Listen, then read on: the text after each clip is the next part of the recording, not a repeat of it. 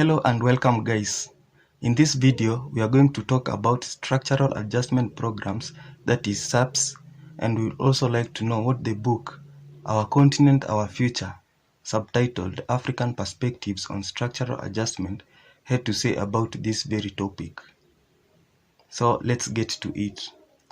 Structural adjustment programs were introduced at a time when Africa was heavily indebted following the oil crisis of 1973 and 1979, and African economies at that time, at the period, were really doing badly. So structural adjustment were policies which were implemented by Bretton Woods institutions, that is World Bank and International Monetary Fund. They were conditions which borrowing countries had to adhere to receive loans and to obtain low interest rates on their existing loans. SAPs were supposed to correct the fiscal imbalance of the borrowing countries, and they were also supposed to make the countries more market-oriented. But on this point, as you read in the book Our Continent, Our Future, the authors argued that Africa never had a problem with the markets, because if you were to compare the disruption that liberalization brought in Soviet states, in the former Soviet states, and what happened in Africa following liberalization, there are two different scenarios. SAPs had a number of conditions, such as promotion of free market principles, for example, privatization. SAPs also required borrowing countries to devalue their currencies so that to encourage exports. Borrowing countries were also expected to allow their currencies to be freely convertible. And by the way, Kenya's currency at the moment is trading at a record low, and the IMF has advised the Central Bank of Kenya to stick to the free exchange rate, which, as I read in one of the dailies, Governor of the Central Bank, Dr. Njoroge, has committed to a flexible exchange rate. Another condition is that borrowing countries were expected to fight corruption and improve governance. There were a number of problems that were brought by structural adjustment programs. You see, when you talk of devaluation, yes, devaluation will encourage exports, but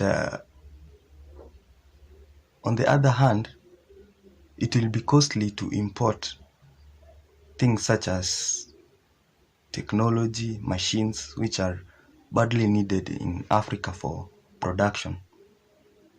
And also with reduced protectionism, that results into dumping. Also, downsizing of the government staff results into unemployment. There's also increase in debt burden due to structural adjustment loans. So now, what does the book Our Continent, Our Future, which was written by Mkandawire, who was from Malawi, and his counterpart Charles Soludo, a Nigerian, what did they write? What did they have to say about structural adjustment programs?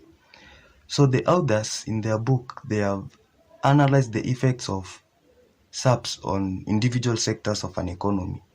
For example, they have written that collapse in funding in agriculture sector, other factors such as drought, reduced the responsiveness of the agriculture sector to price incentives.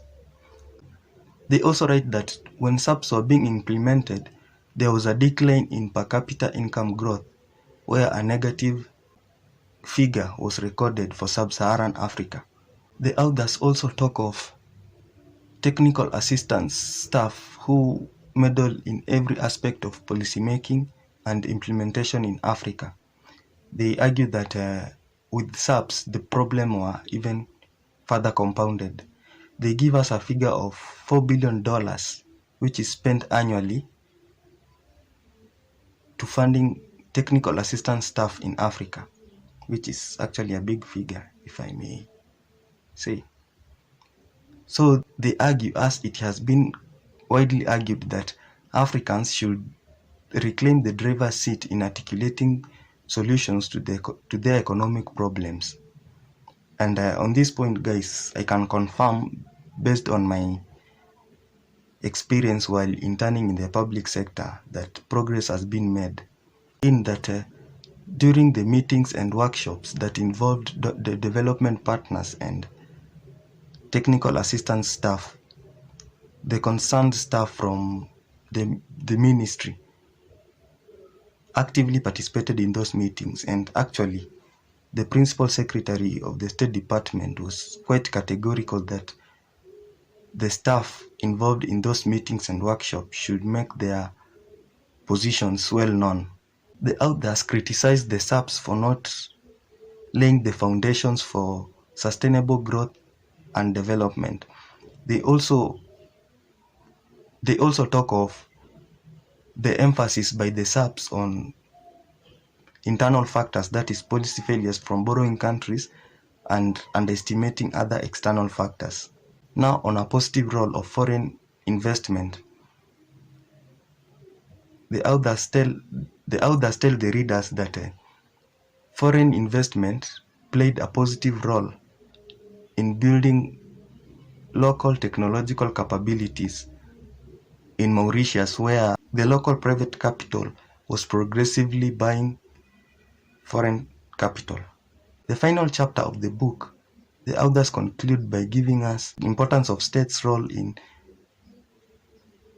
the process of economic development. They cite numerous works that are pro-state intervention in the process of development.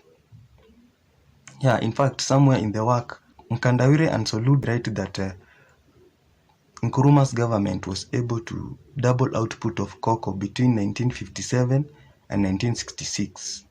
And it's interesting to learn that elsewhere in the book, they write that they are not after defending government's mismanagement.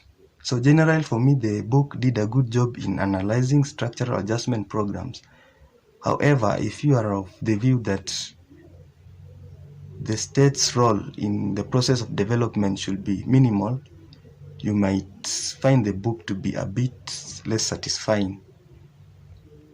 So as we conclude, guys, there is a general consensus that SAPs never worked, never lived to their expectations, and others, even the authors of this book, have argued that even the IMF is said to grudgingly accept that the SAPs never worked because of a number of factors, including external factors, which were beyond the control of African policymakers.